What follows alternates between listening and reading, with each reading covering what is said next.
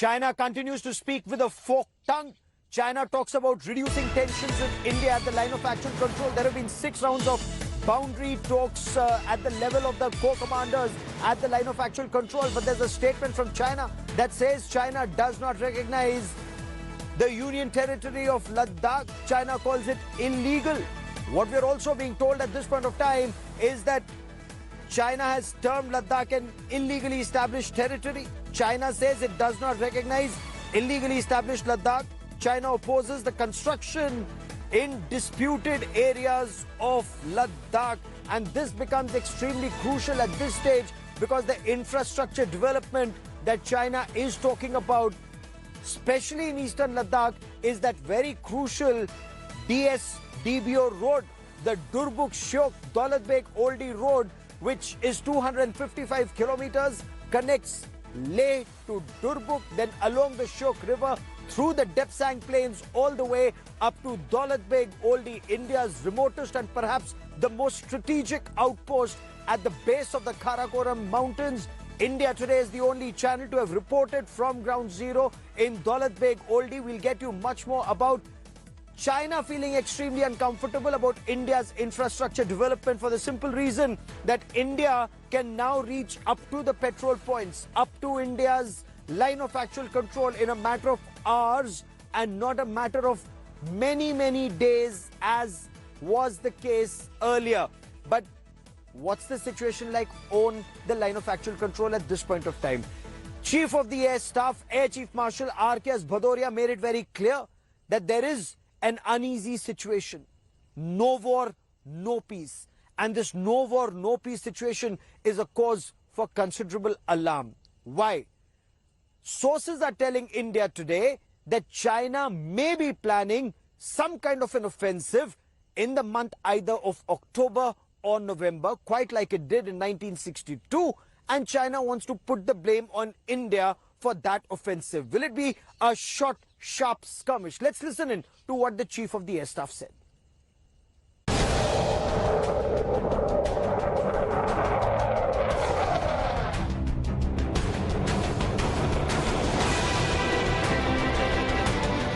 Never has airspace over Ladakh been this hectic. The roar of fighter plane engines belying the tense calm in the forward areas.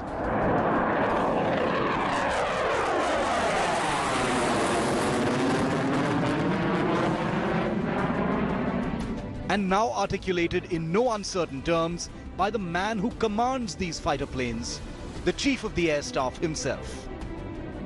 The present security scenario along our northern frontiers is at an uneasy no war, no peace status. Our defense forces are prepared for any eventuality, as you are aware. IF has responded with rapidity and resolve to counter any misadventure. And its air power will be a crucial enabler in our victory in any future conflict.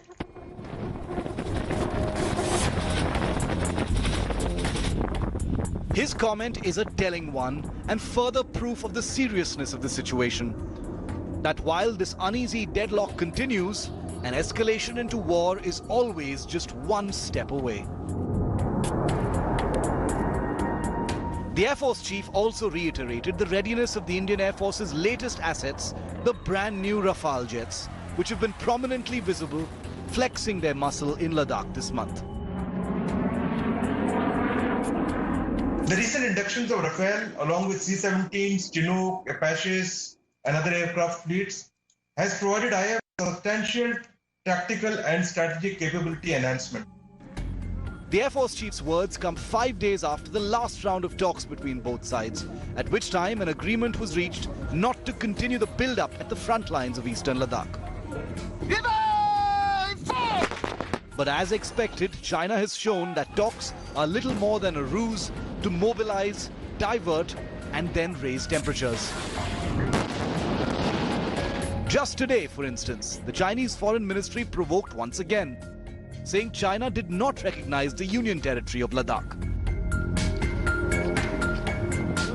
Well aware of China's diplomatic duplicity, India has kept its war machines ready, prepared to preempt the next Chinese aggression anywhere in eastern Ladakh and even elsewhere on the border. With the standoff nearly at the 5-month mark now, a tense equilibrium has been reached that threatens to become the new status quo in Ladakh. As the air chief put it himself, it's an uneasy, no war, no peace situation. But for how long? With Manjeet Negi in Ladakh, Bureau Report, India Today. So the air chief has set the record straight. Uneasy, no war, no peace situation at the line of actual control. India Today's editor defense Abhishek Bhalla joins me on the broadcast. We are also privileged to be joined by Lieutenant General Rakesh Sharma, former commander of the Fire and Fury Corps, understands the lay of the land very effectively. And General, if I may, what do you make of China now saying it does not recognize the territory of Ladakh and appears uncomfortable from what sources tell India Today and from their statement about India's infrastructure development? What do you make of this statement? Thank you, Gaurav. All the four issues made by Wang Bin today, the Foreign Affairs, the Ministry of Foreign Affairs spokesperson today exhibit belligerence and the attitude of the Chinese. And if they say that they don't recognize Ladakh Union Territory and they find it illegal, who are they to tell us what is the type of governance we ought to have in Ladakh? Have we challenged the type of governance that the Chinese have? We have a type of governance of Ladakh which we have created last year. It's our internal matter. How can you deem it as illegal? Okay. Second issue, which they say that you can't create infrastructure in disputed areas. But which disputed areas? Even if you say you go to 1959 line, which we do not recognize, the road that has been built to say Daulat Beg Old is outside the even 1959 line, and we do not recognize the 1959 line. So how are you challenging the infrastructure being built by us? Yes. The third issue that they're raising is that we are not making any new bases and facilities. But well, all media and all satellite imagery show that you have built up new accommodation, new habitat at Finger 5. Why did you do that? How are you saying this is lying through the teeth? You are building it and you're saying you're not building it. And the last issue that they say that we strictly abide by the protocols and by the CBMs. Where have you actually agreed with the protocols and CBMs? Why did the foreign minister sign saying that, okay, let's have a new CBMs? Because the old CBMs were not succeeding. So this is kind of belligerence being stated openly, and it's not acceptable to us. You're absolutely right. There's a saying in Hindi, ulta chor kotwal ko date, and it's so apt when it comes to China and its belligerence along the line of actual control. And Abhishek, Chinese belligerence and their efforts. So China wants to win this war without fighting. Is it happening? Is it having any impact on India, or is the impact just the opposite? And are we speeding up infrastructure development at the LAC? Gaurav, what the air chief today said just sums up the entire situation. It's neither a war nor is there peace, and it's more than a Cold War. One can easily say it's a warlike situation, even though there's not a full-fledged battle that's going on over there. But the kind of logistics, the kind of situation, and the kind of deployment from both sides we've been reporting for over 4.5 months now definitely is something which is very serious. And now with China, talking about the legality of Ladakh, at a time when de-escalation is being discussed, there have been 6 rounds of talks at the corps commander level. A 7th one is in the offing. It clearly shows what kind of an attitude does China have. It says one thing when it comes to a dialogue, does another. From what my sources are telling me, India is actually speeding up infrastructure development all along the border areas, not only building roads, bridges and tracks, but also accommodation, FRPs, prefabricated huts for our soldiers to be able to live there through the winters, given the Chinese belligerence. And let me now explain in detail the Chinese belligerence. A former top general of the Chinese army has actually said that India may launch an attack on China sometimes in November when the US elections are on. Is China actually scared, or is China planning some kind of a false flag operation, trying to say that India attacked China, so China was forced to respond? Take a look at this special report.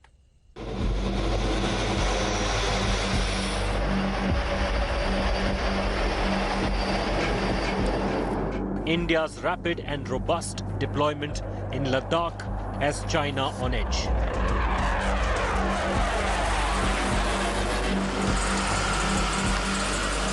Taken aback by India quickly mobilizing and deploying troops along the 850-kilometer-long LAC in eastern Ladakh, using both C-17 Globemasters and Chinook helicopters.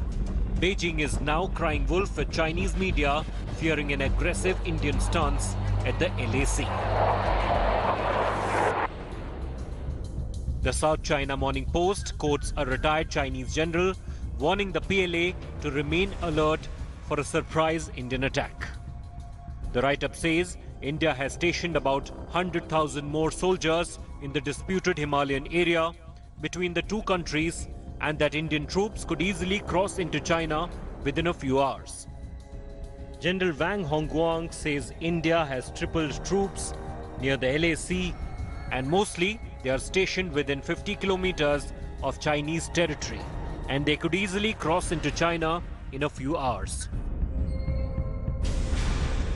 In 1962, China had attacked India in October when world attention was fixed on the Cuban Missile Crisis. Now China fears India could take advantage of the coming US presidential elections to do something big. Chinese analysts believe India may initiate an attack to take back the region that India believes belongs to India. China fears simultaneous US military pressure tactics in the South and East China Sea, warning the PLA not to lower guard on both fronts. Bureau Report, India Today. General, what do you make of this Chinese statement that India may launch an attack sometimes in November when US elections are on?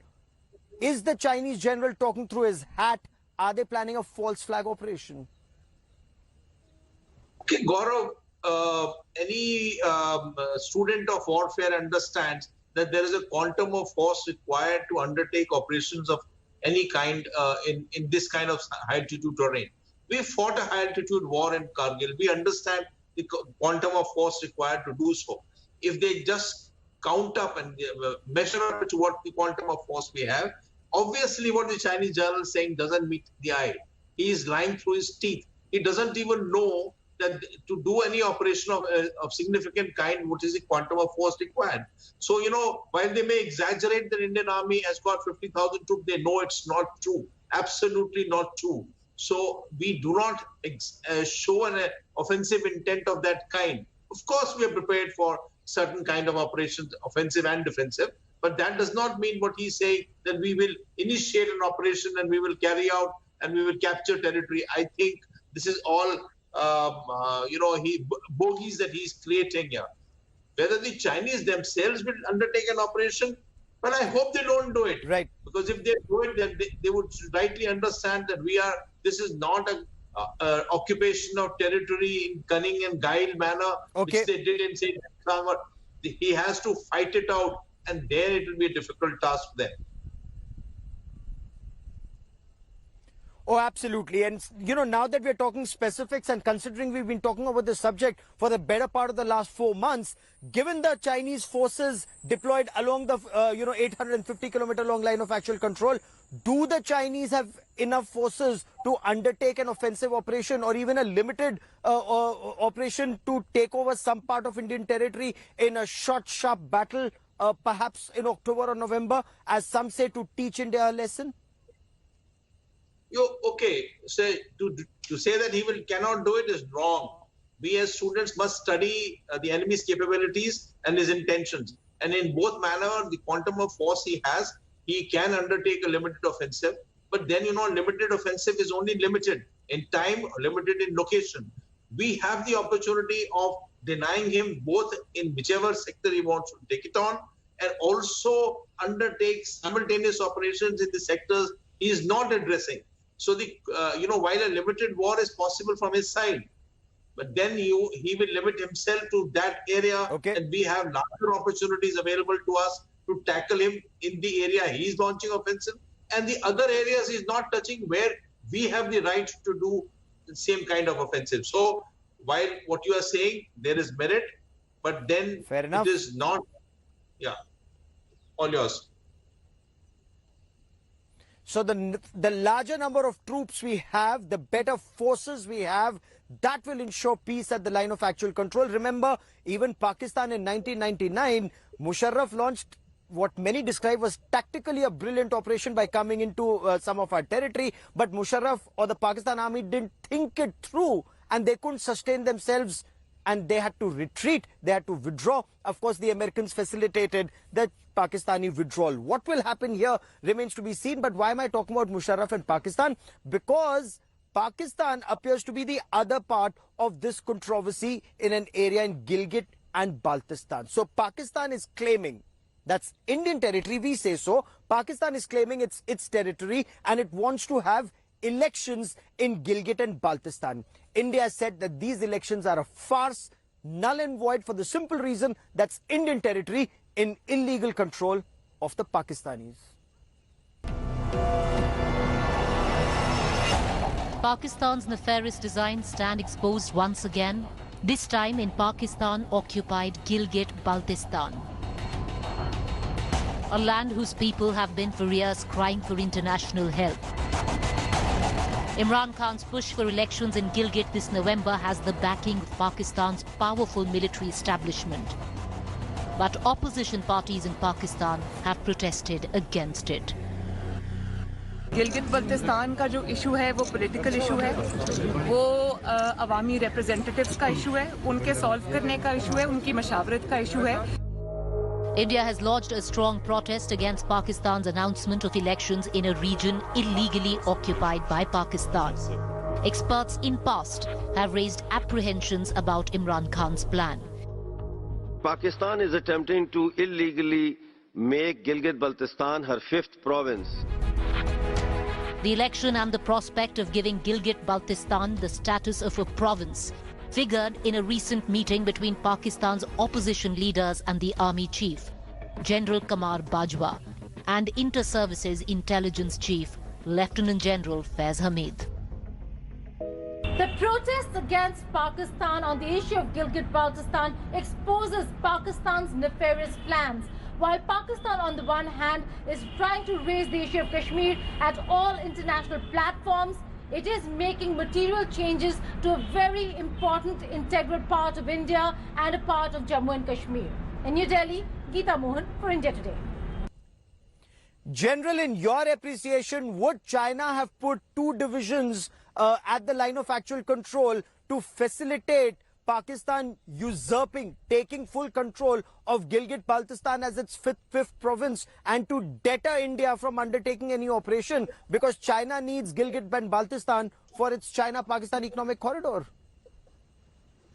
Okay, firstly, Pakistan is well-nigh a client state of China. And now if you see, the Gilgit-Baltistan area is very nearly taken over by the Chinese. They have 2,000 leases of land in prospecting inside Gilgit-Baltistan. They are taking uranium, heavy metals. They are establishing a huge SEZ in Makmandas. So, the whole area of Gilgit-Baltistan has been well-nigh taken over. There are areas in Gilgit-Baltistan where locals are not permitted to go there because the Chinese are prospecting there. So all this being done by the Chinese, and they have substantial number of people there, the Pakistanis had to get it done, saying that this is our province.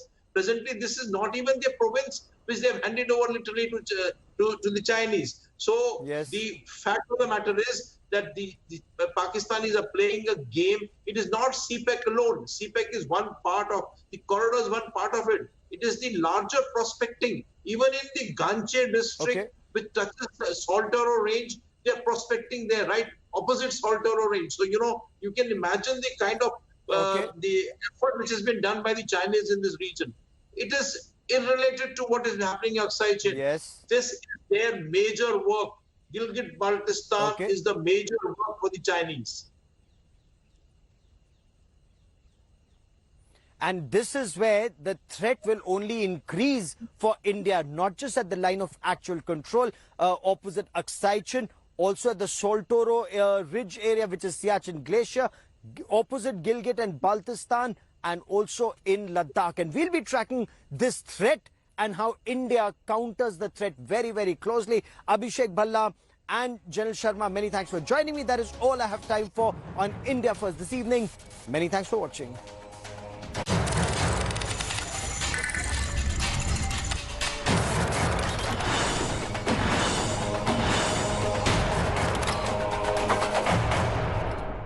India Today TV, along with 70 other news channels, is a... Hi everyone, Preeti Chaudhary here. Hope you like this video. For latest news and analysis, like and subscribe to the India Today YouTube channel. And don't forget to press the bell icon to stay updated. Thank you for watching.